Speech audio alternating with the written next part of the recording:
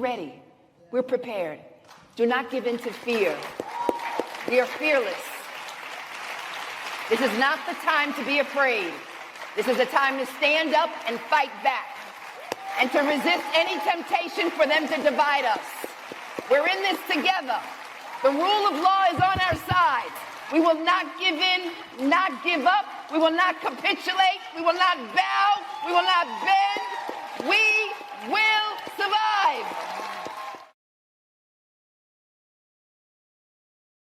Indigo in the Sea Islands. So for Donald Trump, who I don't believe can read very well, who is not a critical thinker. No, prove me wrong. I would love to see him actually pick up a book and read like out loud. I would like at least George Bush was reading My Little Goat to children. We know at least he could read a children's book. I don't know that this man can, but for him to go through museums, and he said this, he wherever his social media platform is, he said the museums throughout Washington, but all over the country are essentially the last remaining segment of woke, which is signal, y'all. This is me parenthetically saying he's targeting now all museums. That's right. Okay. Because again, a person that is not a critical thinker who doesn't read very much is going through a museum looking for offense. So my question is, why are you aligning yourself? Your people weren't even here. You were in Germany. Mm-hmm. You weren't even here. Why are you aligning yourself with the Confederacy and slavery? But let me continue. He said, the Smithsonian is in all caps out of control, where everything is discussed is how horrible our country is, how bad slavery was, and how unaccomplished the downtrodden have been. Nothing about success, nothing about brightness, nothing about the future in caps. He said, we are not going to allow this to happen. I've instructed my attorneys to go through the museums and start the exact same process that has been done with colleges and universities where tremendous progress has been made. And I'm reading this with more eloquence and articulation than this man could ever think in his brain. So let me just apologize for not giving you the proper lowbrow level of communication. I cannot even stoop that low, but I'm going to read it. He said, this country cannot be woke because woke is broke. I don't need, parenthetically, what does that mean? What, it rhymes. It rhymes. Okay. He said, we have and he puts this in quotes, in all caps, the hottest country in the world. And we want people to talk about it, including in our museums. So I have a couple questions, Kevin, and everyone listening. What does he want to replace the actual facts of this country's foundings with? What is he replacing it with? Number one. And number two, why is he and the rest of the folk in here who aligned with it? Why are y'all aligning with? You don't have to. You can align with John Brown and the Quakers and all of the wonderful Charles Sumners and the people that said no. You can align with that. Most of you, all of you said, my grandparents came through Ellis Island. So this ain't your fight. Sit down and mind your business. This ain't got nothing to do with you personally. Why are you personally offended by the reality that 20 some odd Negroes were dropped here as enslaved people in chains on this day in 1619? Why are you bothered by that? It's a fact. It's what we always say on this show, Karen. People have a choice. Do you want to be a human being, or do you want to align yourself with something that was constructed that's telling you who you should be? You want to be a robot, basically. You want to be a mental slave to this madness. I mean, it's absolutely insane to me. What, y'all want to have the word woke, go ahead and take it. Beautiful thing about being Black, we create words all the time. I say aware, conscious, human, human being. It says whatever you want to call it. You cannot justify the erasing of anyone's history, anyone's culture. And we're not going to let that happen. Even if they shut down the Smithsonian, which could possibly happen, or try to whitewash it, we're going to continue to share our history, our information, because that's what we do. That's what you do. That's what Dr. Carr does. That's what I do. That's what Dr. Daniel Black does. We're not going to, nothing's going to stop us. We did it during segregation, and here we are again, because that's essentially what they're trying to do, is segregate everything. And we also need to understand world history, because whenever you look at, it could be Nazi Germany with Hitler, where they tried to shut down the Jewish cultural folks, the Jewish artistic folks, the Jewish scientists. It's the same thing. We don't want anyone putting out a narrative that's different than what we want, that anything that we can't control. That's what this is really about. You know what I mean? It's going to backfire, because guess what? anywhere in the world you go, people know African American culture and history. I've seen it in Japan. I've seen it in parts of Africa. I've seen it in parts of Europe. People honor and celebrate. People have said to me that what y'all do in America inspires us. I'm talking about civil rights. I'm talking about the fighting for freedoms. I mean, all of it through the history. I mean, that's what I'm talking about in the piece I'm working on right now for Newsweek. We literally, how can you not see hope in the, I've been to the Smithsonian African American National African American Museum. The hope, we are a miracle people. The fact that the beautiful thing about that exhibit, for those who've been there, they know what I'm talking about. It starts with ancient Africa. We're not going to start with slavery. Here's who we were, creating civilizations. Then we were stolen, we were kidnapped and turned into enslaved people. But in spite of that, you can't talk about language, food, any of the cultural forms. I mean, many inventions during our enslavement and post. This is the contributions of a people who are a miracle to be here in spite of all that we've been through. If someone can't see hope in that, that says that you are a dark, evil spirit that has no humanity whatsoever, and you only care about yourself and your small circle. And it should not be lost as he's doing this, saying this week, Karen. It's also been reported that his family, his circle has gotten at least over $3 billion. They've I heard gotten that. and they've Yeah, benefited from in the the last from eight being in the months. presidency. You know what I'm Yeah, I talking got this story. That's on my script. 3.4 billion about. is on my script for today. So Um, yeah. it's intentional. Like while we're hoarding everything, we're also going to make sure you all can have nothing. That's what this is about. Hmm. And regular, degular white folks out there, as Cardi B would say, regular white folks out there, you know what?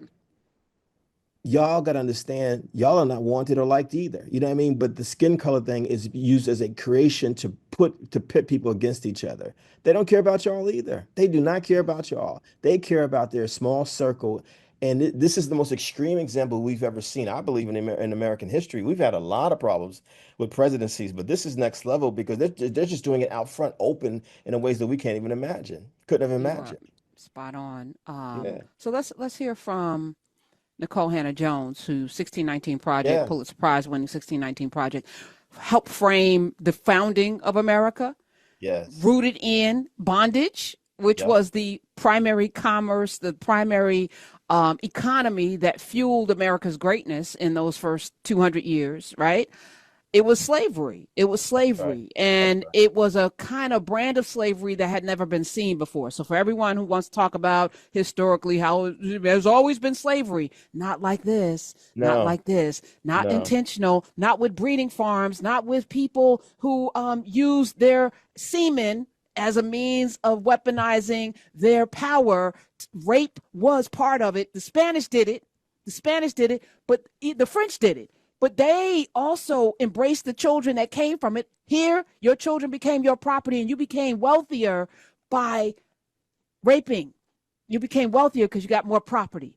This was on purpose. And they studied what happened in Brazil and they studied what happened in Barbados and they perfected it. And when Haiti happened, they really clamped down. So yeah, there weren't a whole lot of people, but those who were in charge, Hannah Nicole, first of all, follow her on Instagram because she breaks it all down. But I want to play this one clip because it really captured the where we are and what the fallacy is with Jillian Michaels and all of the people using that talking point that only 2% of white people actually own people. Play the clips, Miss. Let's take the fewer than 2% of white people own slaves at face value, though we know that number is technically incorrect. And let's apply that standard to any other industry. What percentage of Americans own social media companies or technology companies such as Apple? It's a tiny percentage. I'm doubtful if it's even 1% of Americans. And yet no one would credibly argue that social media companies are not ubiquitous across American life, that Exactly. they don't play a major influence on our political, social, and economic life in America. And in fact, what we know is that more than 70% of Americans use social media, though hardly any Americans own social media platforms. There's a reason that the heads of Meta, Apple, and Amazon, Google, and X all took part in Trump's inauguration festivities, with several of them standing on the actual dais during Trump's inauguration. These men also happen to be amongst the wealthiest in the world and demonstrate how a small cadre of super wealthy men can have an outsized impact on American politics and culture. This is just critical thinking, y'all. So if we want to play the numbers game, the much more important measure is what percentage of Americans own slaves? No, but what percentage of those empowered it? Mm. And then Mm. she goes down, 63% of those early presidents owned people. I think it was like six of the first seven or eight Oh owned yeah. other human beings. More than Oh half of the elected people to Congress owned people. 26 of the first 30 Supreme Court justices yeah. were enslavers. Yeah. And if you calculate all of the Supreme Court justices to this day, all the way to Ketanji Brown Jackson, 1 in 4 Supreme Court justices. So how do you make laws when you own people to provide any kind of equity, any kind of justice, any kind of seeing us, me, you, Kevin, and people listening with melanin as human beings? When you own human beings, the very nature of owning a human being means you have to dehumanize that human being if you have any kind of, what do we call that? If you have any kind of, I guess, humanity, I don't want to call it humanity because it's not humanity, but you have to dehumanize people to justify it, right? So That's right. could they make laws that could see me and you as human? No, what they can do if they call themselves the founding fathers with names like George Washington, over 300 enslaved people, Thomas Jefferson, several hundred enslaved people, is right into the Constitution that we were three fifths of a human being. That's what they can do because they But didn't for what? view But us. for what? Tell the people why that 3/5 compromise happened. Because the South, as always, has had this power dynamic where, guess what? We outnumbered people in the South, enslaved Africans on these plantations. And so, in order to have fair representation, as they call it, for the United States Congress, not only are we going to count white folks down, they were going to count your enslaved Africans as three-fifths of human beings. So that will actually give you the proportion you need to have your fair representation in this democracy. So to say that slavery doesn't matter now, it's rooted literally in the founding of this country, how Congress itself was set up. You know what I mean? And this is how they get us. One of the things I say in a Newsweek piece, Karen, is that from K through 12, I learned none of this. What do we learn about history? There's wars. We learn about explorers like Columbus and Lewis and Clark, this vague stuff. You don't really understand what happened to indigenous people, to Native Americans, and all you get is a few. You have to remember some dates here and there. You know what I mean? That was it. And so when Nicole Hannah Jones talks about critical thinking, the educational system in this country, unless you happen to go to a school or have a parent or parents to teach you differently, like my wife did, you don't learn how to be a critical thinker. You just take things at face value, and you end up getting on TV and saying ignorant stuff like Jillian Michael, like, well, they're purposely throwing these. It was only 2%, but that's all it takes because, as you said, the founding fathers were a small group. There were literally 55 delegates to the convention, the Constitutional Convention, 55 people, but they dictated the future of the Come country on. that became America. Of the 55 people world. of the She goes world. into our money. What's in your Yeah, wallet right now? You got George Washington, who owned yeah, more than 300. You yeah. got Andrew Jackson, who owned more than 300 people. You got a Ben Franklin. You got a Ben Franklin. He owned, I think, more than 300 people, and then he later had a crisis with his conscience or whatever.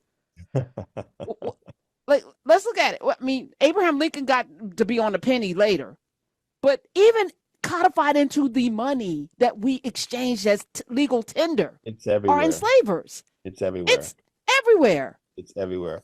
I visited. I did a year-long residency at James Madison University in Virginia, and they insisted that I take the tour of his property, which meant I took a tour of all the slave quarters there in Virginia.